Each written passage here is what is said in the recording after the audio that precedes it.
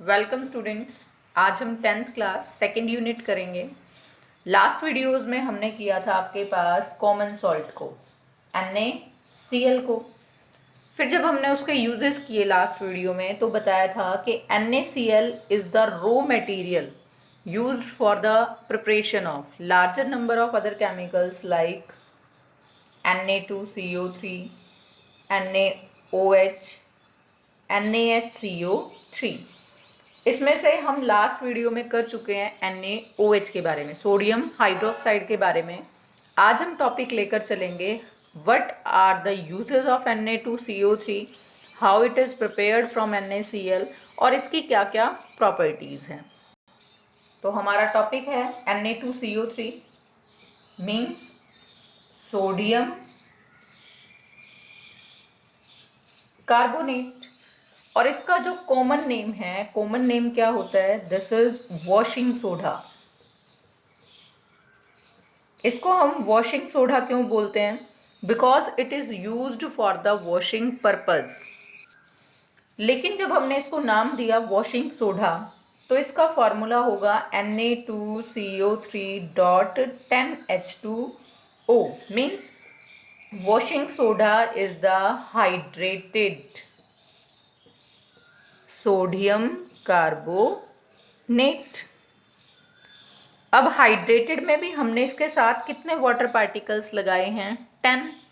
10 के लिए वर्ड क्या आता है? डेका। तो means Deka hydrated sodium carbonate is called washing soda. और अगर हम इसकी एनहाइड्रस फॉर्म लेकर चलते हैं, जैसे मैंने क्या लिखा यहाँ पर, सिंपल Na2CO3, ये कैसी फॉर्म कहलाएगी? Anhydrous sodium carbonate. Anhydrous means without water, और जब विदाउट वाटर फॉर्म आप लेकर चलोगे सोडियम कार्बोनेट की, then it is named as soda ash. तो फर्स्टली सोडियम कार्बोनेट हमने कहा कि दो फॉर्म में एग्जिस्ट करता है, एक हाइड्रेटेड और दूसरा एनहाइड्रस फॉर्म। एनहाइड्रस फॉर्म होती है विदाउट वाटर, हाइड्रेटेड फॉर्म होती है विद वाटर। जो हाइड्रेटेड सोडियम कार्बोनेट हैं जिसमें 10 वाटर पार्टिकल हैं एज अ क्रिस्टलाइजेशन या एज अ वाटर क्रिस्टल, उसको हमने नाम क्या दिया? Washing soda. और जो दूसरा आपके पास एनहाइड्रस फॉर्म है उसका नाम क्या दिया? Soda ash. नेक्स्ट हम लेकर चलते हैं यहाँ इसकी प्रिपरेशन को या इसकी प्रोडक्शन को, कि how it is prepared from NaCl। सबसे पहले तो जो इसका मेथड ऑफ प्रिपरेशन है उसका नाम क्या है? Solvay process. The process of production of Na2CO3 from NaCl is known as Solvay process. अब सॉल्वे प्रोसेस के अंदर 3 स्टेप होते हैं। सबसे पहले तो हम फर्स्ट स्टेप में क्या लेकर चलेंगे? NaCl का कंसंट्रेटेड सॉल्यूशन, जिसका नाम हम क्या रख के चलते हैं? ब्राइन। वो हम लास्ट वीडियो में कर चुके हैं। तो जो आपके पास बेराइन सॉल्यूशन है उसमें से क्या पास कर दिया जाता है? अमोनिया को और कार्बन डाइऑक्साइड को। Ammonia, carbon dioxide. अब बेराइन है मीन्स इसके अंदर वाटर भी है, तो साथ में क्या होगा? H2O। तो जैसे ही आप बेराइन में से अमोनियम कार्बन डाइऑक्साइड को पास करोगे तो आपके पास क्या बन जाएगा? सोडियम हाइड्रोजन कार्बोनेट, और साथ में बाहर क्या निकल जाएगा? Ammonium chloride. अब यहाँ पर जो सोडियम हाइड्रोजन कार्बोनेट बनता है वो वाटर के अंदर सॉल्युबल नहीं होता, मीन्स बहुत कम सॉल्युबल होता है। तो उसके लिए हम वर्ड लिख सकते हैं it is Sprüngli soluble in water या फिर slightly soluble in water. Means ये पानी में घुलेगा नहीं, तो ये किसकी फॉर्म में आ जाएगा? प्रेसिपिटेट की फॉर्म में, in the form of PPT. अब जो आपके पास ये प्रेसिपिटेट आएंगे इनको आप सेपरेट करोगे थ्रू फिल्ट्रेशन। फिल्ट्रेशन का मतलब क्या है कि जो आपके पास ये सॉल्यूशन आया रिएक्शन के बाद आपने उसको छान लेना है। अब आपने ये इस तरह से फनल ली, फनल के ऊपर आपने किसको पेस्ट किया, यहाँ फिल्टर पेपर को। नीचे आपने एक कंटेनर रख दिया जिसमें आप किसको ले लोगे, फिल्ट्रेट को। अब जैसे ही आप इस वाले मिक्सचर को डालोगे तो फिल्टर पेपर पर ऊपर क्या रह जाएगा, solid precipitate of sodium hydrogen carbonate, और बाकी आपका नीचे क्या चला जाएगा, फिल्ट्रेट। अब आपने इस सोडियम हाइड्रोजन कार्बोनेट को ले लेना है, और सोडियम हाइड्रोजन कार्बोनेट को क्या करना है, हीट की हेल्प से डीकम्पोज्ड। और जब हम किसी भी सब्सटेंस को डीकम्पोज करते हैं विद हीट, तो means it is known as the thermal decomposition. तो नेक्स्ट स्टेप आपके पास सेकेंड स्टेप, NaHCO3, इसको हमने क्या किया, हीट। तो ये डीकम्पोज होकर आपको क्या देगा, sodium carbonate plus carbon dioxide plus H2O। अभी जो मैंने स्टार्टिंग में ही बताया था कि जब आपके पास सोडियम कार्बोनेट एनहाइड्रस फॉर्म में होता है तो उसका नाम क्या होता है, सोडा ऐश। तो हमारे पास क्या मिल गया, सोडा ऐश। लेकिन हमें तो क्या चाहिए था, Deka hydrated sodium carbonate, means washing soda. तो अब हम क्या करेंगे, सोडा ऐश को लेंगे और इसमें किसको ऐड करेंगे, वाटर को। मीन्स आपने इस सोडा ऐश को डिजोल्व कर देना है वाटर के अंदर, और इसको फिर किस चीज के लिए रख देना है, क्रिस्टलाइजेशन के लिए। अब क्रिस्टलाइजेशन एक लेबोरेटरी मेथड है जिसमें हम क्या करते हैं, सोडियम कार्बोनेट को वाटर के साथ मिक्स करके इसका क्या बना लेंगे, सॉल्यूशन, और इसको क्या कर देंगे, हीट करने के लिए। हीट कब तक करेंगे, जब तक कि इसका क्रिस्टलाइजेशन पॉइंट ना पहुंच जाए। अब आपको कैसे पता चलेगा क्रिस्टलाइजेशन पॉइंट पहुंच गया, मान लिया आपने ये चाइना डिश के अंदर क्या लिया, Na2CO3 का सॉल्यूशन। तो आप इसको हीट करने के लिए रख दोगे और आप इसको कॉन्टिन्यूस क्या करते रहोगे, स्टरर यानी कि हिलाते रहोगे with the help of the glass rod. और टाइमली हम क्या करेंगे, ग्लास रोड को इसमें से निकालेंगे और उंगली पर इस तरह से सॉल्यूशन को हल्का सा रखेंगे और उसकी एक पतली सी परत बना देंगे। अब जैसे ही उसकी पतली सी परत बनेगी, अगर वो इंस्टेंटली सूख जाती है और आप इस तरह से उसको रब करते हो तो आपको लगेगा कि जैसे बीच में कुछ पाउडर्ड फॉर्म में है, तो मीन्स उसका क्रिस्टलाइजेशन वहाँ पर पहुँच चुका है। उस टाइम आप इस चाइना डिश को फ्लेम से हटाओगे और ठंडा करने के लिए रख दोगे। तो कुछ टाइम के बाद आपके पास क्या मिल जाएंगे, crystal of that sodium carbonate. अब जब वो क्रिस्टल्स बनेंगे तो उनके अंदर क्या होगा, आपके पास वाटर पार्टिकल अटैच होंगे। उनका ही हम नाम क्या रखते हैं, वाटर ऑफ क्रिस्टलाइजेशन। तो आपके पास यहाँ से क्या आ जाएगा, Na2CO3.10H2O, and this is the washing soda. तो मैंने आपको क्या बताया कि प्रिपरेशन हम किससे करेंगे, इसकी सॉल्वे प्रोसेस से। सोलवे प्रोसेस के अंदर आपके 3 स्टेप होते हैं। फर्स्ट स्टेप में हमने क्या करना है, बेराइन सॉल्यूशन को लेना है, अमोनिया और कार्बन डाइऑक्साइड को उसमें से पास करना है। तो आपके पास क्या बन जाएगा, इनसॉल्युबल NaHCO3 और साथ में अमोनियम क्लोराइड। अब इन प्रेसिपिटेट को आप सेपरेट करोगे किसके थ्रू, फिल्ट्रेशन के थ्रू। और जो फिल्ट्रेशन के बाद आपके पास प्रेसिपिटेट आएंगे सोडियम हाइड्रोजन कार्बोनेट के, उसको आप क्या करोगे, हीट करके थर्मली डीकम्पोजिशन रिएक्शन में लेकर जाओगे और वहाँ से क्या मिल जाएगा आपको, सोडा ऐश। फिर उस सोडा ऐश में आपने क्या करना है, वाटर ऐड करके उसका क्रिस्टलाइजेशन करना है। तो आपको क्या मिल जाएगा, वॉशिंग सोडा। तो ये कंप्लीट आपके पास क्या आ जाएगी, preparation of washing soda. Quite important है with respect of 3 marks. 3 number में मोस्टली ये क्वेश्चन पूछ लिया जाता है, या फिर एक एक नंबर में पूछ सकते हैं what is the soda ash और द वॉशिंग सोडा, फॉर्मूले की फॉर्म में। नेक्स्ट इसी में हम लेकर चलते हैं properties of the washing soda. Washing soda की क्या क्या प्रॉपर्टीज हैं, यानी कि जब ये बन जाता है तो आपको कैसे पता चलेगा कि वॉशिंग सोडा की प्रिपरेशन हो गई। सबसे पहली प्रॉपर्टी तो क्या है, ये वाइट कलर के ट्रांसपेरेंट क्रिस्टलाइन सॉलिड फॉर्म में बनता है। तो फर्स्ट प्रॉपर्टी हमारे पास, it is transparent white crystalline solid. Second, ये आपके पास क्या होता है, जो आपके पास मेटल कार्बोनेट है Na2CO3 है, तो ये कैसा होता है, वाटर के अंदर सॉल्युबल है। Na2CO3 is water soluble.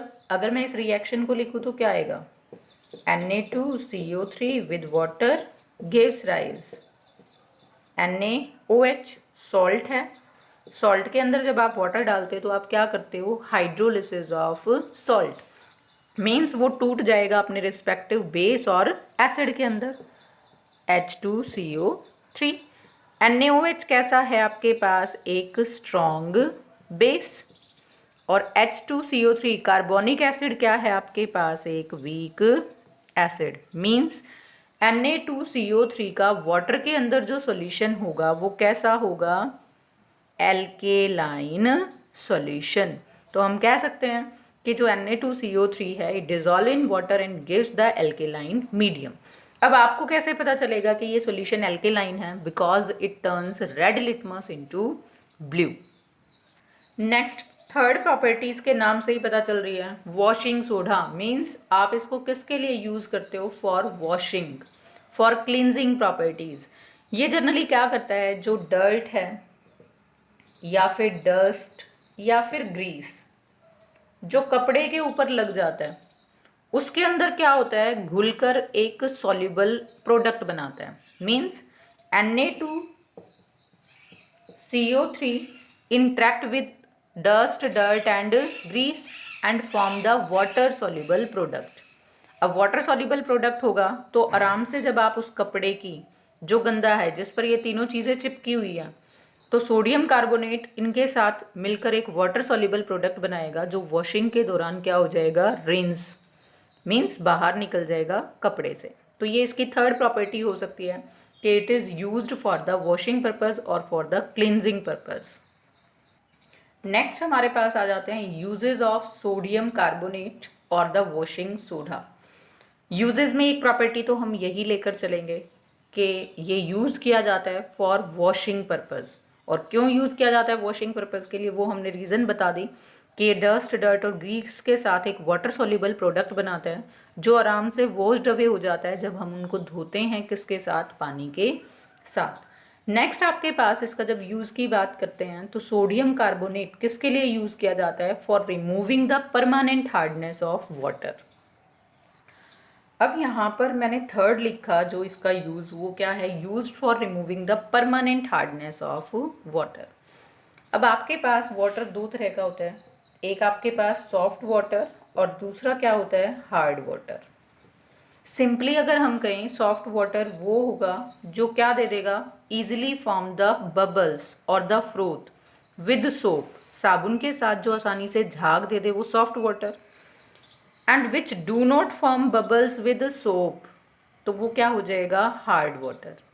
अब जो आपके पास हार्डनेस है वाटर के अंदर, वो दो तरह की होती है, एक टेम्परेरी हार्डनेस और दूसरा परमानेंट हार्डनेस। टेम्परेरी हार्डनेस किसकी वजह से होती है, जो आपके पास कैल्शियम है या फिर आपके पास मैग्नीशियम है, उसके बाइकार्बोनेट की प्रेजेंस की वजह से। Means temporary hardness is due to the presence of calcium hydrogen carbonate और मैग्नीशियम हाइड्रोजन कार्बोनेट, या हम बोल सकते हैं इन दोनों के बाइकार्बोनेट्स। लेकिन जो परमानेंट हार्डनेस है वाटर की, उसके लिए रिस्पॉन्सिबल कौन है, कैल्शियम के क्लोराइड, मैग्नीशियम का क्लोराइड और इन दोनों के ही सल्फेट। मीन्स कैल्शियम सल्फेट और मैग्नीशियम सल्फेट। तो these are responsible for the permanent hardness. अब जैसे मैंने आपको कहा कि used for removing the permanent hardness of water, तो वो कैसे करेगा। अब आपके पास जो हार्ड वाटर है जिसके अंदर परमानेंट हार्डनेस है, मीन्स जिनके अंदर इनकी प्रेजेंस है, तो उनके अंदर हमने क्या डाल दिया, sodium carbonate, means washing soda. वो इनके साथ इंटरेक्ट करेगा और यहाँ पर कौन सी रिएक्शन करेगा, डबल डिस्प्लेसमेंट रिएक्शन। तो यहाँ से क्या बन जाएगा, कैल्शियम कार्बोनेट और निकल जाएगा NaCl। NaCl वाटर सॉल्युबल है, तो वहाँ पर क्या देगा, Na positive ion, Cl negative ion. And these two ions, या हम ये बोल सकते हैं कि sodium chloride is not responsible for the hardness, क्योंकि हार्डनेस के लिए या तो ये बाइकार्बोनेट रिस्पॉन्सिबल है या फिर ये क्लोराइड्स और सल्फेट।